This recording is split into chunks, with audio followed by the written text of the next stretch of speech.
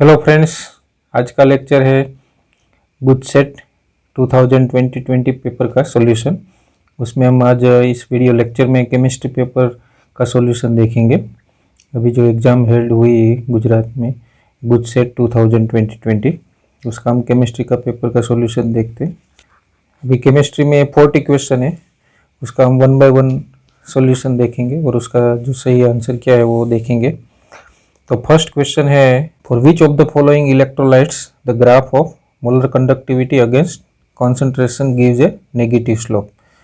तो अभी ये टेक्स्ट बुक में है क्वेश्चन। अभी एक ग्राफ है, आपने देखा होगा कि मोलर कंडक्टिविटी अगेंस्ट कॉन्सेंट्रेशन का, और उसमें हमने देखा था एग्जाम्पल में कि स्ट्रॉन्ग इलेक्ट्रोलाइट है तो उसका हम इस टाइप का ग्राफ आता है। सपोज KCl है और कोई वीक इलेक्ट्रोलाइट है तो उसका ग्राफ इस तरह से आता है।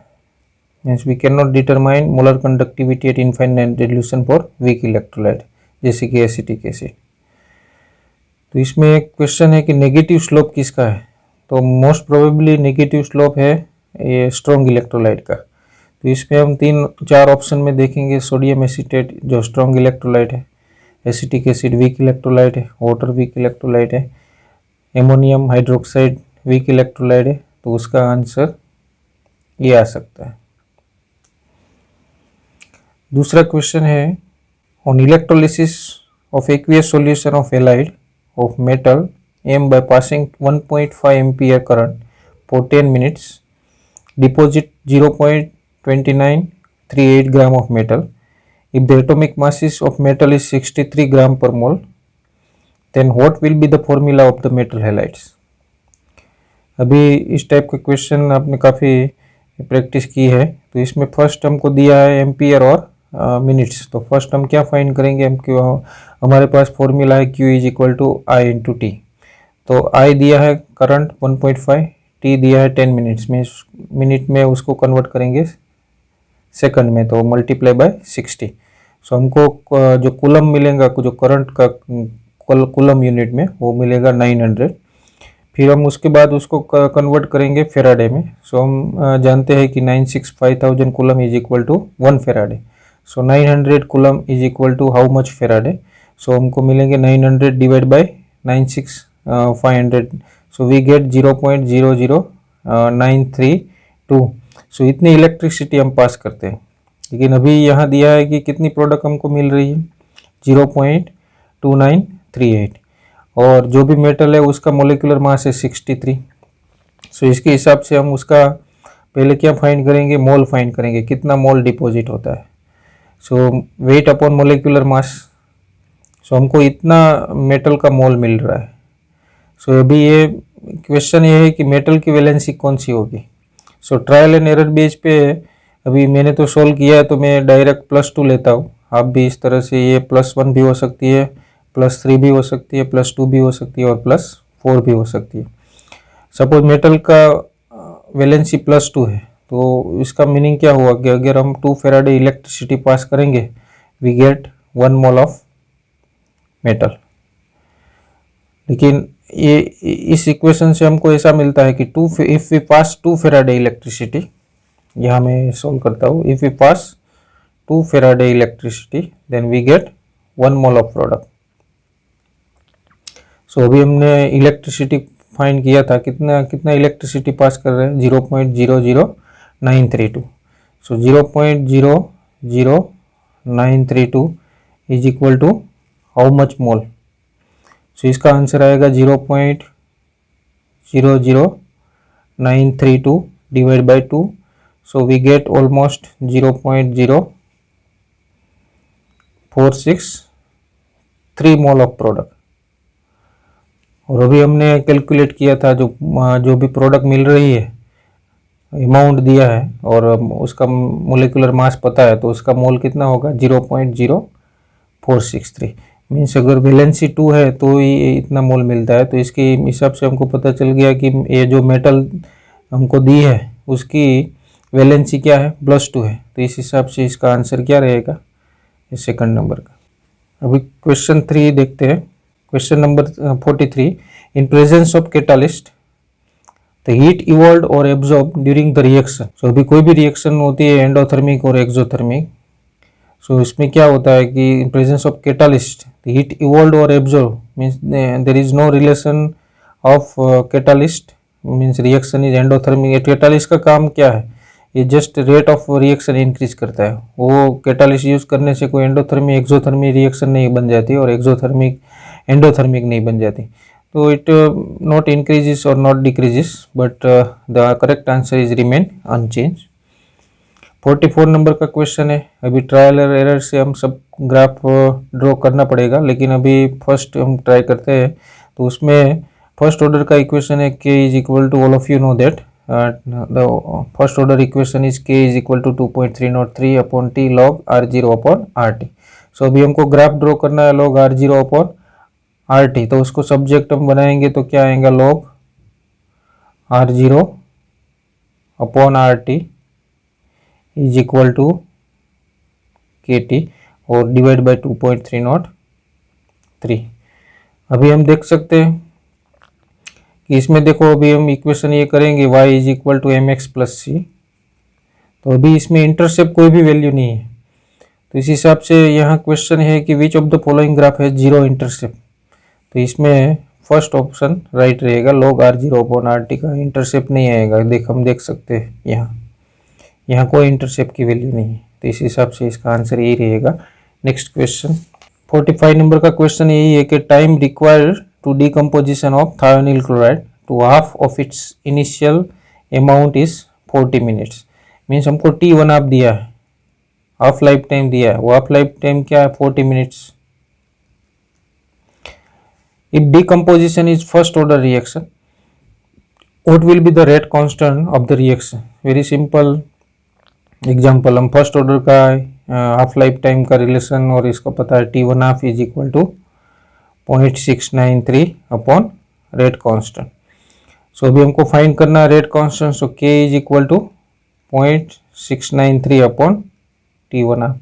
T1 हाफ की वैल्यू दी है कितनी है 0.693 अपॉन 40 मिनट, लेकिन देखो चारों चार ऑप्शन में सेकंड यूनिट है, तो अभी उसको सेकंड में कन्वर्ट करेंगे तो यहाँ उसको मल्टीप्लाई बाय 60 करेंगे।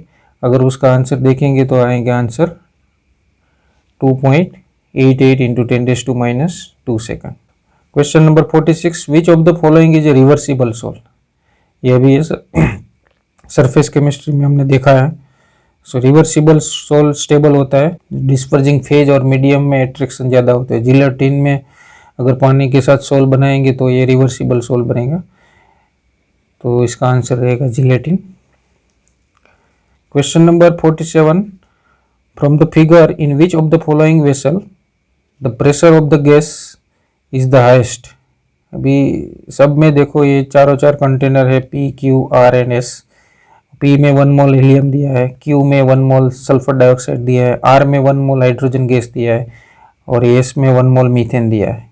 सब में 1 ग्राम इक्विवेलेंट चारकोल डाला है। तो अभी क्या होगा, ये गैस है, ये चारकोल पे एडजॉर्ब होगा।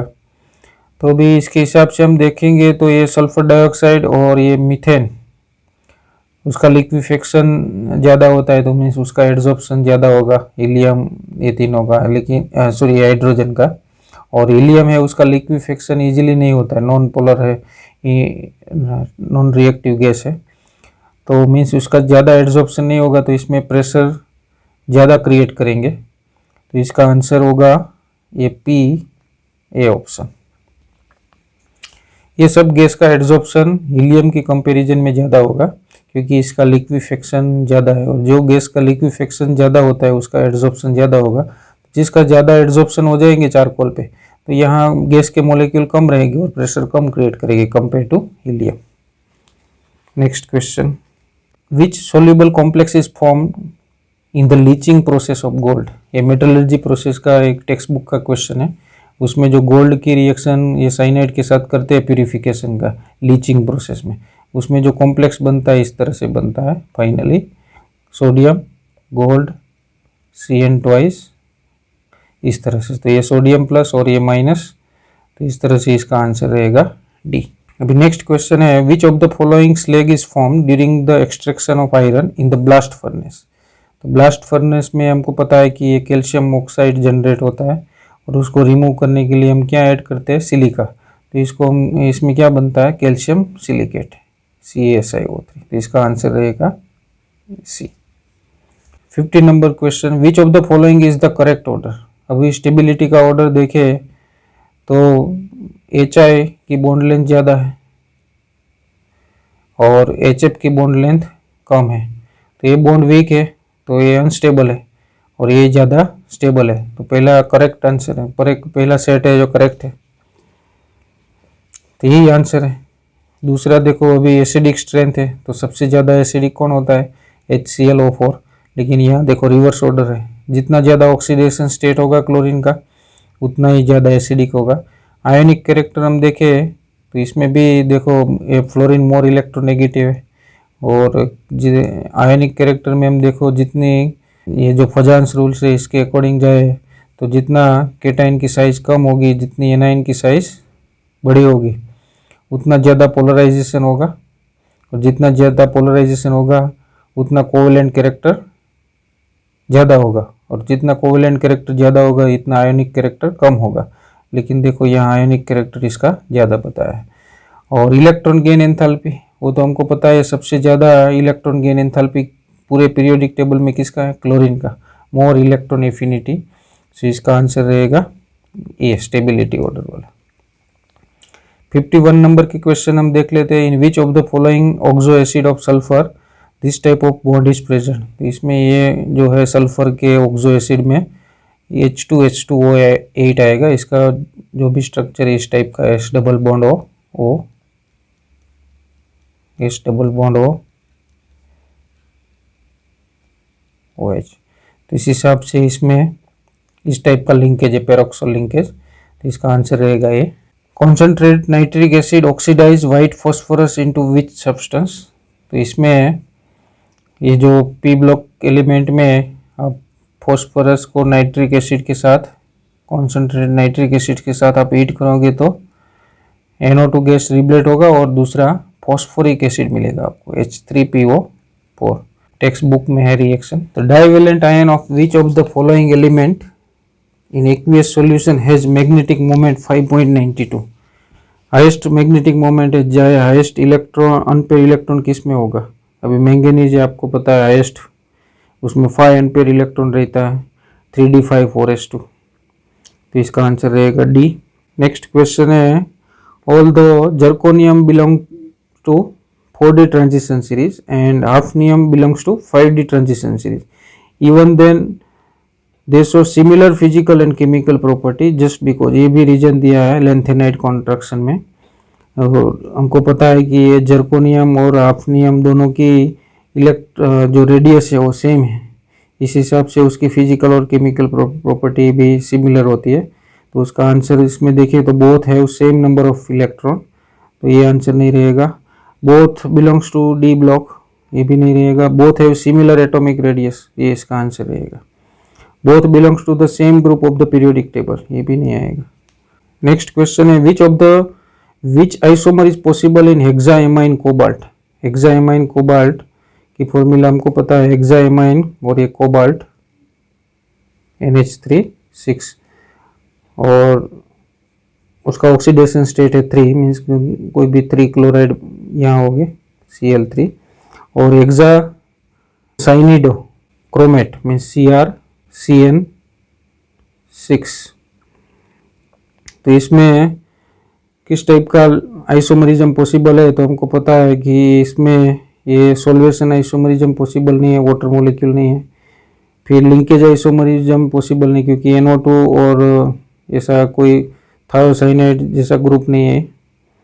फिर आयोनाइजेशन भी पॉसिबल नहीं क्योंकि ionization isomerism means same complex but different ions give in the solution.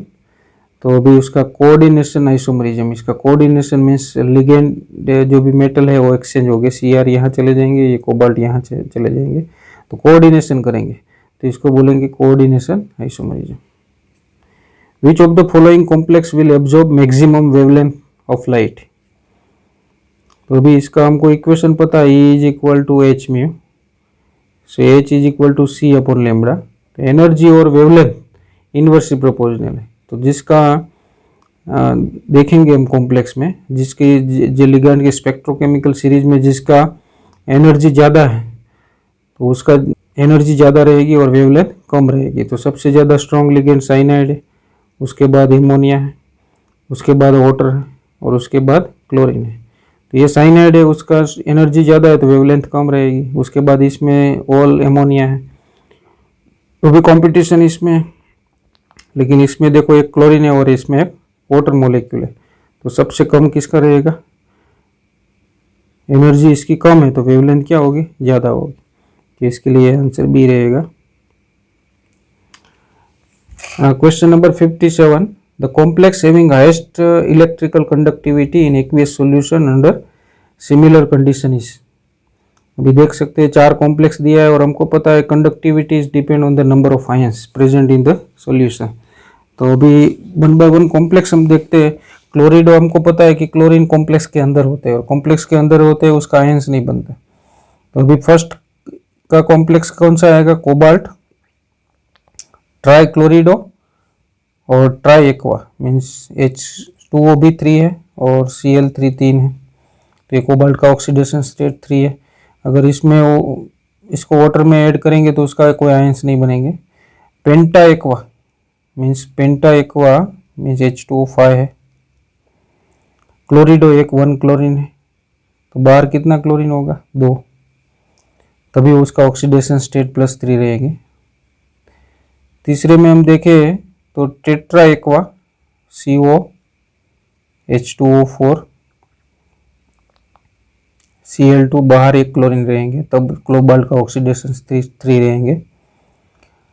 इसका देखो तो एक्सा एक्वा कोबाल्ट H2O6 और बाहर रहेगी 3 क्लोरीन। अगर इसका आयनाइजेशन करेंगे तो कोई आयंस नहीं देंगे, इसका करेंगे तो 1 A आयन और 2 क्लोरीन आयंस, मीन 3 आयन देंगे।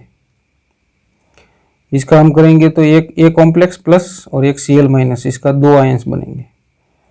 और इसका हम देखो तो 3 क्लोरीन 3 Cl माइनस, इस तरह से cobalt H2O6 3 minus and 3 Cl minus. So total number of ions is 4.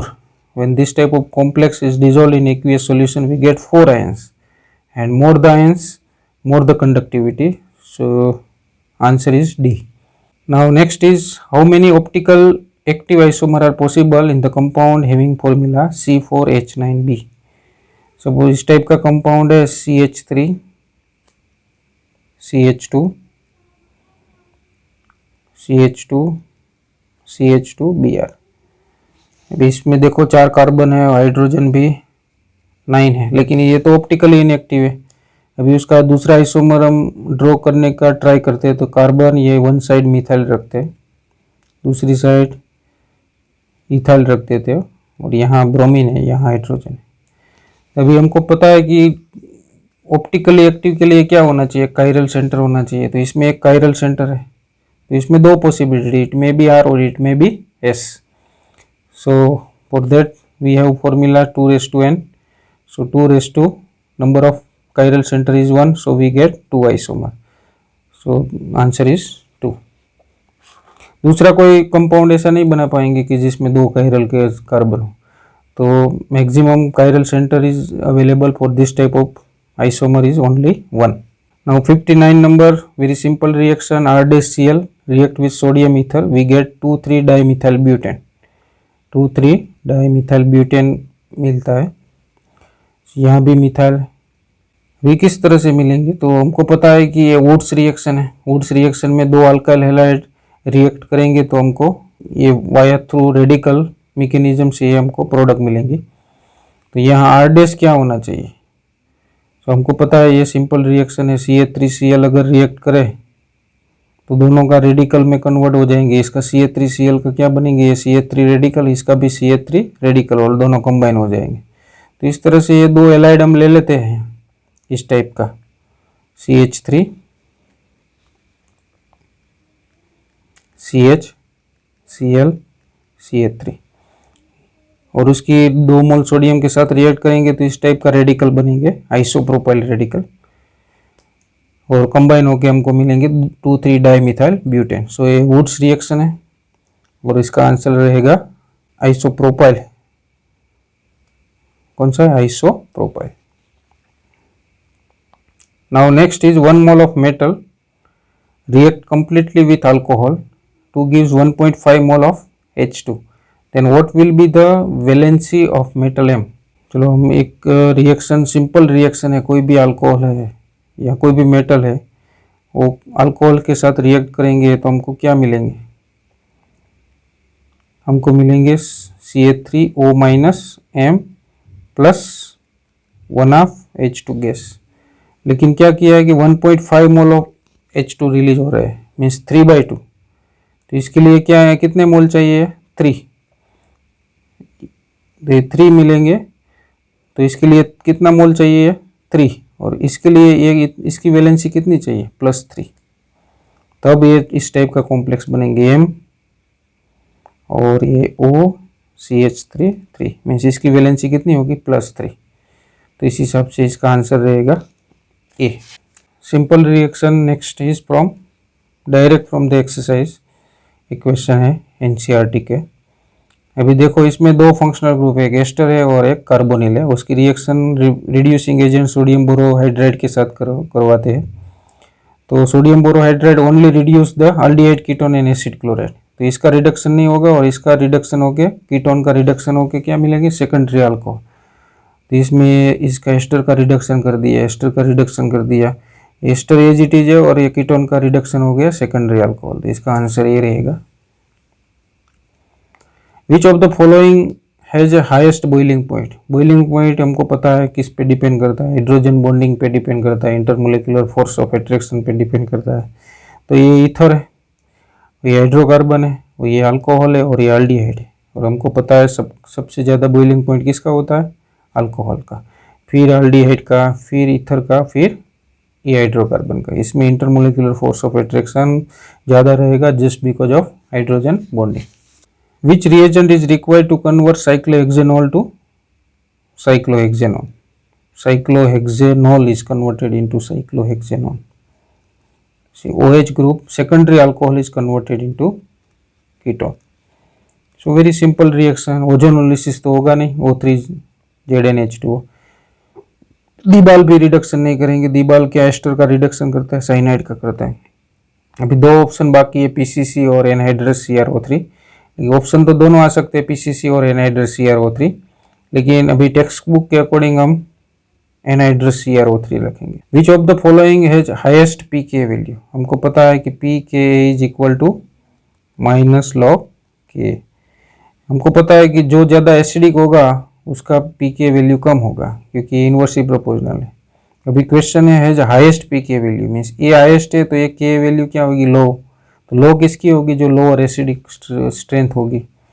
ये सब एसिड तो है ही, लेकिन ज़्यादा इलेक्ट्रोनेगेटिव ग्रुप होगा तो एसिडिक स्ट्रेंथ बढ़ेगी। NO2 ग्रुप, साइनाइड, फ्लोरीन, ये सब इलेक्ट्रॉन विड्रॉइंग है, तो ये सब ज़्यादा एसिडिक है compare to this benzyl group. So ये वीक एसिड है तो इसका K वैल्यू कम होगा लेकिन pK वैल्यू हाईएस्ट होगा। प्रिग्नार्ड रिएजेंट का ये नेक्स्ट क्वेश्चन है। C6H5CH2 MgBr उसकी रिएक्शन है कार्बन डाइऑक्साइड और ईथर और हाइड्रोलिसिस। तो इसमें फर्स्ट स्टेप में क्या मिलेंगे? एक कार्बन बढ़ जाएगा, इंक्रीज हो जाएगा और एसिड बनेंगे इस टाइप का CH2COOH। और नेक्स्ट स्टेप में उसके सोडा लाइम के साथ रिएक्शन करवाएंगे इस NaOH कैल्शियम ऑक्साइड, हीट करेंगे तो ये CO2 रिमूव हो जाएंगे और this hydrogen is shifted here, so we get this type of toluene as a product. So this is the right answer. Which of the following compound has least basic strength? All are amine, but this is aromatic amine, this is ammonia, this is 2 degree amine, this is 1 degree amine. All nitrogen having a lone pair and all have a tendency to donate a pair of electrons, so all are basic. But in aniline we know that one sentence, all aromatic amine are less basic than aliphatic amine, just because this lone pair is utilized for the delocalization of delocalization with benzene pi electron, benzene के pi electron के साथ ये lone pair utilise हो जाएंगी, so it is less available to share, so basicity कम होगी। ये aromatic है, एलिफेटिक है, बी एलिफेटिक है, ए बी एलिफेटिक है। So which of the following compound is least basic strength? So according to this the answer is aniline. The source of nitrogen in Gabriel phthalimide synthesis of amine. Gabriel phthalimide synthesis करेंगे तो हमको ये जो finally जो product मिलेंगी इस type का salt मिलता है, COO माइनस K+। बीच में हम देखेंगे, सॉरी, थैलीमाइड से स्टार्ट होता है, तो थैलीमाइड की फॉर्मूला इस टाइप का, इस टाइप की है, C+O NH, C+O NH, और उसकी बेस के साथ रिएक्शन करेंगे पोटेशियम हाइड्रोक्साइड के साथ, तो ये base proton, this abstract this proton, और यहाँ माइनस चार्ज आ जाएंगे और यहाँ K+ आ जाएंगे, तो इस टाइप का प्रोडक्ट रहेगा C6H4CO2 और 2 टाइम्स CO और N- और K+।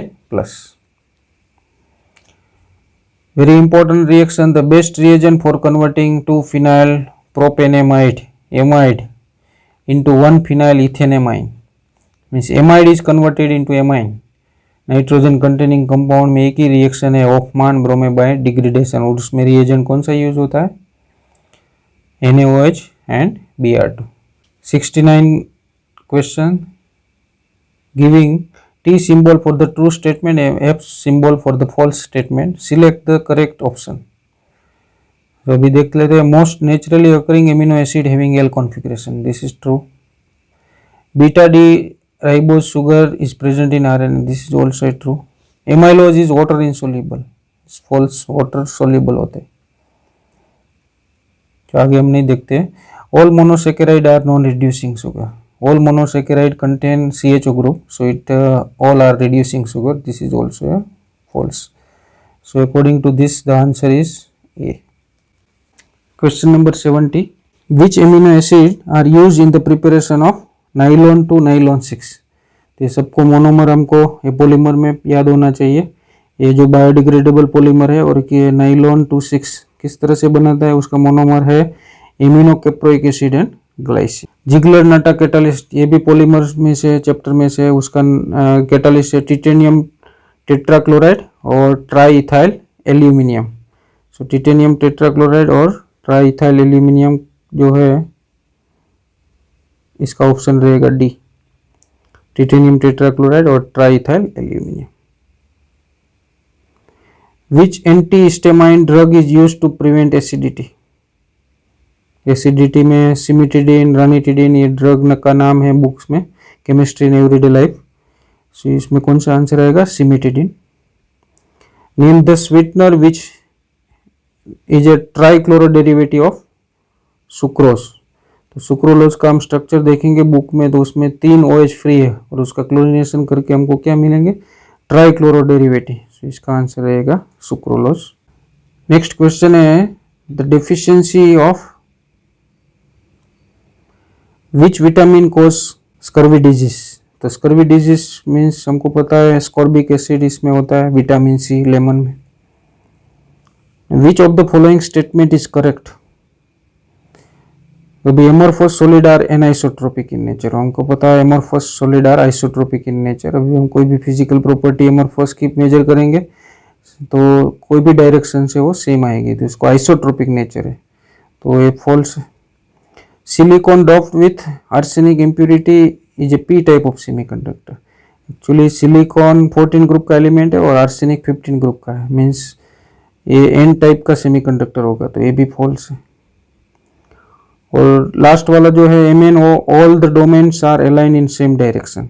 जो एमएन होता है वो एंटी फेरोमैग्नेटिकली होता है, तो इसमें एक डोमेन अप होता है, एक डाउन होता है, एक अप होता है, एक डाउन होता है, तो ये भी फॉल्स है। तो राइट आंसर है ये। अब ये भी स्ट्रक्चर आप सॉलिड स्टेट में भी देख सकते हो कि उसमें जो एंगल होता है रोम्बिक सल्फर में, alpha is equal to gamma is equal to 90, और उसमें जो भी एक्सियल डिस्टेंस है, the unit cell of rhombic sulfur, the axial distance are equal and the value of, उसमें आप देख सकते हो कि ये जो A is equal to A is not equal to B is not equal to C, जो भी रोम्बिक सल्फर का आप स्ट्रक्चर देख सकते हो। नेक्स्ट है what are the fraction of Fe+2 and Fe+3 in Fe.93 और रिस्पेक्टिवली। ये सॉलिड स्टेट का क्वेश्चन है। अभी ये कैलकुलेट हम कर सकते हैं यहाँ रफ पेज में। Fe+2 का ये दिया है 0.93 ओ। सो Fe टोटली 0.93 है, ये दिया है क्वेश्चन में। तो दो टाइप के होते हैं, Fe+2 भी हो सकते हैं और Fe+3 भी हो सकता है। सपोज Fe+2 का हम x लेते हैं तो Fe+3 क्या होगा 0.93 माइनस x। तो उसका हम इक्वेशन बनाएंगे, charge into this, so 2 into x plus 3 into 0.93 minus x. Oxygen का चार्ज कौन सा है -2 इज इक्वल टू 0। इसको हम सोल्व करेंगे तो x की वैल्यू हमको मिलेंगी 2x is equal to 3 into 3 means 9, 9 into 3 27, तो 2.79 minus 3x minus 2 is equal to 0। इसका रहेगा -x और ये 2.79 minus 2 means plus 0.79 is equal to 0। So x is equal to 0.79। तो अभी ये Fe+2 आ गया 0.79 और इसका आंसर रहेगा 0.93 माइनस 0.79, तो इसका रहेगा 0.14। तो अभी Fe+2 का फ्रैक्शन निकालेंगे। तो Fe+2 क्या आया 0.79 इंटू 100 डिवाइड बाय क्या करेंगे हम, टोटल कितना है 0.93। तो इसका रहेगा अकॉर्डिंग टू आंसर हम देख लेते हैं अभी 0.79 इंटू 100 डिवाइड बाय 0.93। तो इसका आंसर रहेगा 85। इस हिसाब से हम फाइंड करेंगे Fe+3 का। इसका क्या रहेगा 0.14 इंटू 100 डिवाइड बाय 0.93, तो इसका आंसर रहेगा 15। इस हिसाब से इसका आंसर रहेगा 85 और 50। Maximum amount of solid solute that can be dissolved in specific amount of a given liquid solvent does not depend on solubility। ये सॉलिड सोल्यूट है, सपोज शुगर को हम वाटर में डिजोल्व कर रहे हैं तो प्रेशर का कोई रोल नहीं होता, कोई सॉलिड सोल्यूट और सॉल्वेंट पे डिपेंड करता है, टेम्परेचर पे डिपेंड करता है, लेकिन सॉलिड की प्रेशर पे इफेक्ट नहीं होगी। तो इस अकॉर्डिंग आंसर रहेगा 3। नेक्स्ट क्वेश्चन है the molality of aqueous solution of any solute having mole fraction. Solute का मोल फ्रैक्शन दिया है और मोलालिटी फाइंड करना है। सो मोलालिटी इज इक्वल टू मोल पर केजी। तो अभी सोल्यूट का मोल फ्रैक्शन कितना है 0.25। तो mole fraction means mole upon total moles. तो सोल्यूट का मोल ले लेते हैं 0.25 और सोलवेंट का मोल ले लेते हैं। सोल्यूट का mole fraction 0.25 means mole fraction 20.25, तो मोल कितना है 0.20 सोल्यूट का, और सोलवेंट का मोल फ्रैक्शन कितना होगा 0.75। तो अभी मोल मिल गया हमको कितना है 0.25। ये उसका क्या फाइंड करना है, ये ग्राम में ले लेते हैं, तो इस मल्टीप्लाई बाय क्या आएगा 1000। और अभी 0.75 मोल जो सॉल्वेंट वाटर होगा तो उसका मोल हमको पता है। So mole is equal to weight upon molecular mass. So molecular mass water का कितना है 18। सो वेट कितना मिलेगा, weight is equal to mole into molar mass. So mole है 0.75 है ना, मोलिकुलर मास है 18। सो इसका आंसर देखेंगे 18 है मोलर मास, 18 इंटू 0.75, सो 13.5 ग्राम ये सोलवेंट का मास है। मोल पर केजी मैंने ग्राम में लिया तो ऊपर 1000। सो इसका फाइनली आंसर रहेगा 18.52। नेक्स्ट क्वेश्चन है the osmotic pressure of 0.5 mole aqueous solution of acetic acid having 2 pH at temperature T is osmotic pressure find करना है। फॉर्मूला क्या है? Osmotic pressure pi is equal to CRT, और RT के form में concentration कितना दिया है? 0.5। सो कॉन्सेंट्रेशन आपको जस्ट पुट करना है 0.5 इंटू RT। सो इसको अकॉर्डिंग आंसर कौन सा रहेगा? AC। अब ये 2 pH का कोई रोल नहीं है, लेकिन ये मीन्स इस तरह से इजी एग्जाम्पल थे। Last, from electrochemistry, on the basis of the given following electrode potential, which one is the strongest reducing agent? reducing agent का मीनिंग क्या होता है? दूसरे का रिडक्शन करे और खुद का क्या हो? ऑक्सीडेशन। और ऑक्सीडेशन जब होता है जब उसका ऑक्सीडेशन पोटेंशियल ज़्यादा होता है, और ऑक्सीडेशन पोटेंशियल ज़्यादा होता है तो रिडक्शन पोटेंशियल क्या होता है? कम होता है। और हमने दिया है यहाँ भी देखो, रिडक्शन पोटेंशियल दिया है 1.33, यहाँ भी रिडक्शन पोटेंशियल दिया है 1.51, यहाँ भी ये रिडक्शन पोटेंशियल दिया है 1.09, यहाँ भी रिडक्शन पोटेंशियल दिया है। तो देखो रिडक्शन हो रहा है, क्रोमियम +6 में से +3, यहाँ ब्रोमीन 0 में से -1, यहाँ प्लस से मैंगनीज +7 में से +2, ये जिंक +2 में से जिंक, सब रिडक्शन पोटेंशियल है। और सबसे ज़्यादा कम किसका रिडक्शन पोटेंशियल है? इसका। तो उसका ऑक्सीडेशन पोटेंशियल सबसे ज़्यादा होगा, क्योंकि E reduction is equal to E oxidation, but sign opposite होगा, तो इसका ऑक्सीडेशन पोटेंशियल क्या हो जाएगा? सबसे ज़्यादा। ऑक्सीडेशन पोटेंशियल ज़्यादा है, that means it oxidize. Oxidation potential ज़्यादा है तो खुद का ऑक्सीडेशन होगा और दूसरे का क्या करेंगे? Reduction. So it's a strong reducing agent.